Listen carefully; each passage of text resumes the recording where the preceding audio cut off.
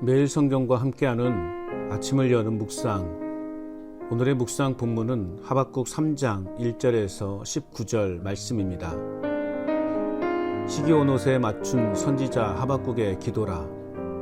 여호와여, 내가 주께 대한 소문을 듣고 놀랐나이다. 여호와여, 주는 주의 일을 이 수년 내에 부응하게 하옵소서. 이 수년 내에 나타내시옵소서. 진노 중에라도 긍휼을 잊지 마옵소서. 하나님이 대만에서부터 오시며 거룩한 자가 바란산에서부터 오시는도다. 셀라. 그의 영광이 하늘을 덮었고 그의 찬송이 세계에 가득하도다. 그의 광명이 햇빛 같고 광선이 그의 손에서 나오니 그의 권능이 그 속에 감추어졌도다. 역병이 그 앞에서 행하며 불덩이가 그의 발 밑에서 나오는도다. 그가 서신즉 땅이 진동하며 그가 보신즉 여러 나라가 전율하며 영원한 산이 무너지며 무궁한 작은 산이 엎드려 지나니 그의 행하심이 예로부터 그러하시도다. 내가 본즉 구산의 장막이 환란을 당하고 미디안 땅의 휘장이 흔들리는도다. 여호와여, 주께서 말을 타시며 구원의 병거를 모시오니 강들을 분이 여기심이니이까. 강들을 노여워하심이니이까. 바다를 향하여 성내심이니이까. 주께서 활을 꺼내시고 화살을 바로 쏘셨나이다. 셀라. 주께서 강들로 땅을 쪼개셨나이다. 산들이 주를 보고 흔들리며 창수가 넘치고 바다가 소리를 지르며 손을 높이 들었나이다. 날아가는 주의 화살의 빛과 번쩍이는 주의 창의 광채로 말미암아 해와 달이 그 초소에 멈추었나이다. 주께서 노를 바라사 땅을 두리셨으며 분을 내사 여러 나라를 밟으셨나이다. 주께서 주의 백성을 구원하시려고 기름 부음 받은 자를 구원하시려고 나오사 악인의 집에 머리를 치시며 그 기초를 바닥까지 드러내셨나이다. 셀라. 그들이 회오리바람처럼 이르러 나를 흩으려 하며 가만히 가난한 자 삼키기를 즐거워하니 오직 주께서 그들의 전사의 머리를 그들의 창으로 찌르셨나이다. 주께서 말을 타시고 바다 곧 큰 물의 파도를 밟으셨나이다. 내가 들었으므로 내 창자가 흔들렸고 그 목소리로 말미암아 내 입술이 떨렸도다. 무리가 우리를 치러 올라오는 환난 날을 내가 기다림으로 썩이는 것이 내 뼈에 들어왔으며 내 몸은 내 처소에서 떨리는도다. 비록 무화과 나무가 무성하지 못하며 포도나무에 열매가 없으며 감람나무에 소출이 없으며 밭에 먹을 것이 없으며 우리의 양이 없으며 외양간에 소가 없을지라도 나는 여호와로 말미암아 즐거워하며 나의 구원의 하나님으로 말미암아 기뻐하리로다. 주 여호와는 나의 힘이시라. 나의 발을 사슴과 같게 하사 나를 나의 높은 곳으로 다니게 하시리로다. 이 노래는 지휘하는 사람을 위하여 내 수금에 맞춘 것이니라. 아멘. 오늘의 묵상 제목은 나의 힘이신 주님을 찬양하는 삶입니다. 구원의 소망을 품어 환난 중에서도 하나님을 찬양해야 합니다. 그렇다면 주님이 나의 힘이 되게 하는 비결은 무엇입니까? 첫째는 1절에서 2절입니다. 하나님의 긍휼을 사모하는 삶이어야 합니다. 하박국은 주께 대한 소문을 들었습니다. 주께서 하신 일이란 멀게는 이스라엘 백성들을 애굽 땅에서 구원하여 내신 것을 가리키고 가깝게는 하나님께서 바벨론을 일으켜 범죄한 유다를 징계할 것이지만 믿음으로 사는 의로운 사람은 구원해 주시겠다라고 하는 계시의 말씀입니다.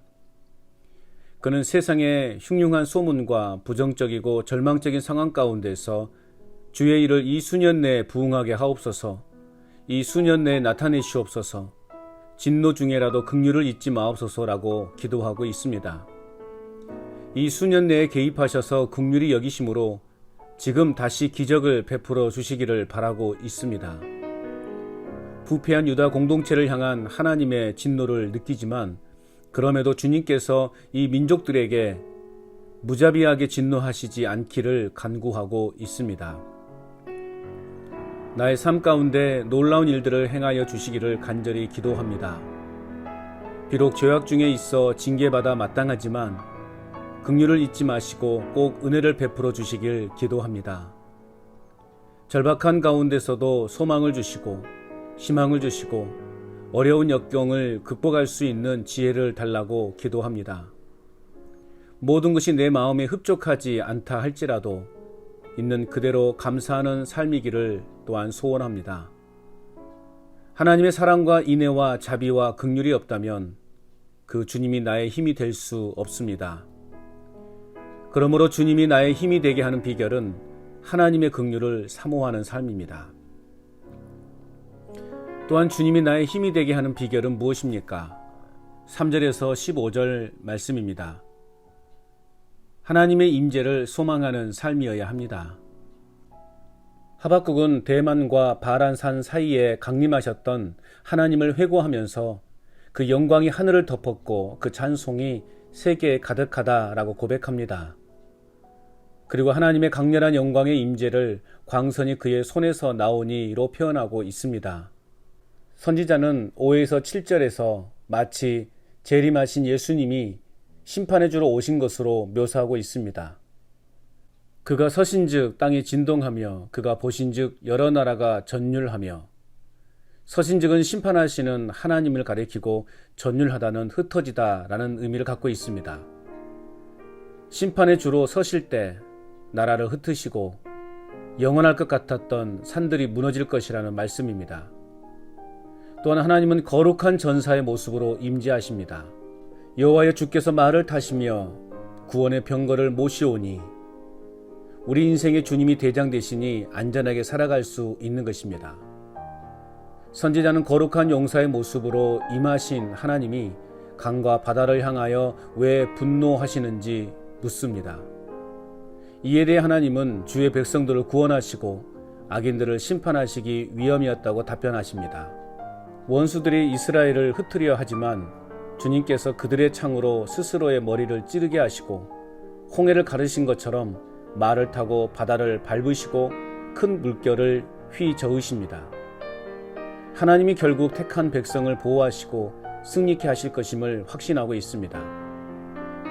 내 자신이 바라는 진정한 부흥은 하나님의 임재를 통해 가능합니다. 그래서 예수님께서 임마누엘의 하나님으로 오셨습니다. 그리고 내 자신 안에 하나님 나라가 임재하도록 성전으로 삼아 주셨습니다. 그러므로 이제 내 자신이 감당해야 할 역할은 말씀을 증거하여 하나님 나라를 부지런히 확장해 나아가는 것입니다. 그 일을 감당하는 중에 결코 낙심하거나 절망하지 않도록 해야 합니다. 왜냐하면 모든 만물과 역사를 주관하고 계시는 하나님께서 내 자신을 고아와 같이 버려두지 않으시고 동일하게 나의 삶을 주관하고 계시기 때문입니다. 나의 생명이 다하도록 나의 삶에 임재하고 계시는 하나님과 동행함으로 나에게 주어진 사명을 잘 감당하며 살아가기로 결단합니다. 그러므로 주님이 나의 힘이 되게 하는 비결은 하나님의 임재를 소망하는 삶입니다. 끝으로 주님이 나의 힘이 되게 하는 비결은 무엇입니까? 16절에서 19절입니다. 하나님의 구원을 확신하는 삶이어야 합니다. 하박국은 다가올 심판의 혹독함과 하나님의 주권적인 계획 앞에서 창자가 흔들렸고 입술이 떨렸도다. 내 몸이 내 처소에서 떨리는도다 라고 고백합니다. 무엇보다 바벨론이 쳐들어오는 살떨리는 환란의 현장에서 그는 비록 무화과나무가 무성하지 못하며 포도나무에 열매가 없으며 감람나무에 소출이 없으며 밭에 먹을 것이 없으며 우리의 양이 없으며 외양간에 소가 없을지라도 나는 여호와로 말미암아 즐거워하며 나의 구원의 하나님으로 말미암아 기뻐하리로라 라고 찬양하고 있습니다. 그는 심판을 넘어선 구원을 바라보며 찬양했습니다. 가장 절망적이고 처절한 상황 속에서 주님에 대한 믿음을 확실히 고백하고 있습니다. 결국 하나님을 힘으로 삼는 자는 승리합니다. 주 여호와는 나의 힘이시라. 나의 발을 사슴과 같게 하사 나를 나의 높은 곳으로 다니게 하시리로다. 나의 삶이 아무리 힘들고 어려워도 기뻐하고 감사할 수 있는 것은 하나님의 구원에 대한 확신이 있기 때문입니다. 하나님은 합력하여 선을 이루시는 좋으신 하나님이시기에 나의 삶이 어려울수록 더욱 주님께로 가까이 다가서는 믿음이 필요합니다. 그래서 날마다 공급해 주시는 힘과 능력으로 죄악을 물리치고 사탄의 견고한 진을 파하여 생명을 살리는 일에 귀하게 쓰임받는 삶을 살아가야 하겠습니다.